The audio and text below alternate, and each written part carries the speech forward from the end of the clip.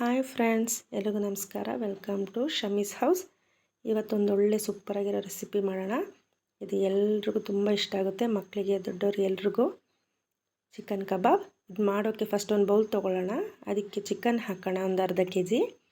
ಆಮೇಲೆ ಇದಕ್ಕೆ ಉಪ್ಪು, ನಿಂಬೆ ರಸ ಹಾಕಿ ಮಿಕ್ಸ್ ಮಾಡೋಣ.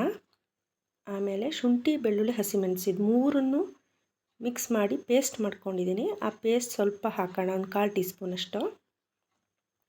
ಆಮೇಲೆ ಮಿಕ್ಸ್ ಮಾಡೋಣ. ಚೆನ್ನಾಗಿ ಮಿಕ್ಸ್ ಮಾಡಿ ಒಂದು ಸೈಡಲ್ಲಿ ಎತ್ತಿಟ್ಕೊಳ್ಳೋಣ. ಆಮೇಲೆ ಒಂದು ಬೌಲ್ಗೆ ಒಂದು ಮೊಟ್ಟೆ ಹಾಕ್ಕೊಳ್ಳೋಣ. ಆಮೇಲೆ ಶುಂಠಿ, ಬೆಳ್ಳುಳ್ಳಿ, ಹಸಿಮೆಣಸಿನ ಪೇಸ್ಟ್ ಹಾಕ್ಕೊಳ್ಳೋಣ. 2 ಸ್ಪೂನ್ ಕಾರ್ನ್ಫ್ಲವರ್ ಪೌಡ್ರ್ ಹಾಕ್ಕೊಳ್ಳೋಣ.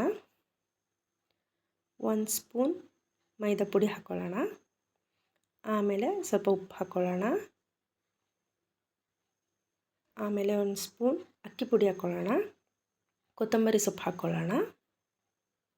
ಆಮೇಲೆ 1 ಸ್ಪೂನ್ ಚಿಕನ್ ಮಸಾಲ ಪೌಡ್ರ್ ಹಾಕ್ಕೊಳ್ಳೋಣ. ಆಮೇಲೆ ಸ್ವಲ್ಪ ನಿಂಬೆಹಣ್ಣು ರಸ ಹಾಕ್ಕೊಳ್ಳೋಣ. ಹಾಕಿ ಚೆನ್ನಾಗಿ ಮಿಕ್ಸ್ ಮಾಡೋಣ. ಸ್ವಲ್ಪ ಬೇಕಿದ್ರೆ ನೀರು ಹಾಕ್ಕೊಂಡು ಸ್ವಲ್ಪ ಮಿಕ್ಸ್ ಮಾಡೋಣ. ಇದಕ್ಕೆ ನಾನು ಯಾವುದೇ ಫುಡ್ ಕಲರ್ ಯೂಸ್ ಮಾಡ್ತಾ ಇಲ್ಲ, ನಿಮಗೆ ಬೇಕಾದ್ರೆ ನೀವು ಯೂಸ್ ಮಾಡ್ಕೊಬೋದು. ಈಗ ಇದನ್ನು ಚಿಕನ್ಗೆ ಹಾಕೋಣ. ಹಾಕಿ ಚೆನ್ನಾಗಿ ಮಿಕ್ಸ್ ಮಾಡೋಣ. ಆಮೇಲೆ ಇದಕ್ಕೆ ಒಂದು 1/4 ಟೀ ಸ್ಪೂನ್ ಅರಿಶಿನ ಪುಡಿ ಹಾಕೋಣ. ಸ್ವಲ್ಪ ಸಂಬಾರ ಪುಡಿ ಹಾಕೋಣ. ಆಮೇಲೆ ಖಾರದ ಪುಡಿ ಹಾಕೋಣ. ನಾನು ಸ್ವಲ್ಪ ಹಾಕಿದ್ದೀನಿ, ನಿಮಗೆ ಬೇಕಾದರೆ ನಿಮ್ಗೆ ಎಷ್ಟು ಖಾರ ಬೇಕು ಅಷ್ಟು ಹಾಕೊಬೋದು. ಈಗ ಇದನ್ನು ಕಾದಿರೋ ಎಣ್ಣೆಗೆ ಹಾಕೋಣ. ಕಾದಿರೋ ಎಣ್ಣೆಗೆ ಹಾಕೋಣ. ಇದು ಫ್ರೈ ಆಗೋಷ್ಟರೊಳಗೆ ನಾವು ಮಯೋನೈಸ್ ಮಾಡ್ಕೊಳ್ಳೋಣ. ಮಯೋನೈಸ್ ಮಾಡ್ಕೊಳ್ಳಿಕ್ಕೆ ಒಳ್ಳೆ ಮೊಟ್ಟೆ ಬೇಕು ಫ್ರೆಂಡ್ಸ್. ಹಾಳೋಗಿರಬಾರ್ದು ಮೊಟ್ಟೆ, ಹಳೇದಾಗಿರಬಾರ್ದು. ಅದು ಹೇಗೆ ಕಂಡುಹಿಡಿಯೋದಂದರೆ, ಒಂದು ಗ್ಲಾಸಲ್ಲಿ ನೀರು ತೊಗೊಳ್ಳಿ, ಆ ಗ್ಲಾಸ್ಗೆ ಮೊಟ್ಟೆ ಹಾಕಿ, ಅದು ಕೆಳಗಡೆ ಹೋಗಿ ಕೂತ್ರೆ ಒಳ್ಳೆ ಮೊಟ್ಟೆ ಅಂತ. ಅದು ಕೆಳಗಡೆ ಕೂರದೆ ಮೇಲೆ ಬಂದರೆ ಮೊಟ್ಟೆ ಚೆನ್ನಾಗಿಲ್ಲ ಅಂತ. ಚೆನ್ನಾಗಿರೋ ಮೊಟ್ಟೆಯಲ್ಲಿ ಮಯೋನೈಸ್ ಆಗಲ್ಲ. ಈಗ ಮಯೋನೈಸ್ ಮಾಡ್ಕೊಳ್ಳೋಣ.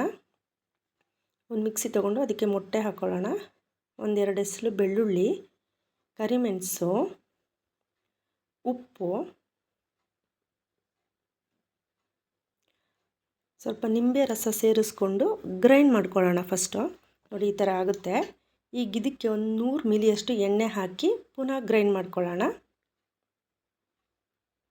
ಆಗ ನೋಡಿ ಈ ಥರ ಆಗುತ್ತೆ. ನೋಡಿ ಸೂಪರಾಗಿ ಬಂದಿದೆ ಮಯೋನೈಸ್. ಎಷ್ಟು ಗಟ್ಟಿಯಾಗಿ ತಿಕ್ಕಾಗಿ ಬಂದಿದೆ, ಚೆನ್ನಾಗಾಗಿದೆ. ಈಗ ಇದನ್ನು ಬೌಲ್ಗೆ ಸರ್ವ್ ಮಾಡೋಣ. ಬೌಲ್ಗೆ ಹಾಕೋಣ ಇದನ್ನು.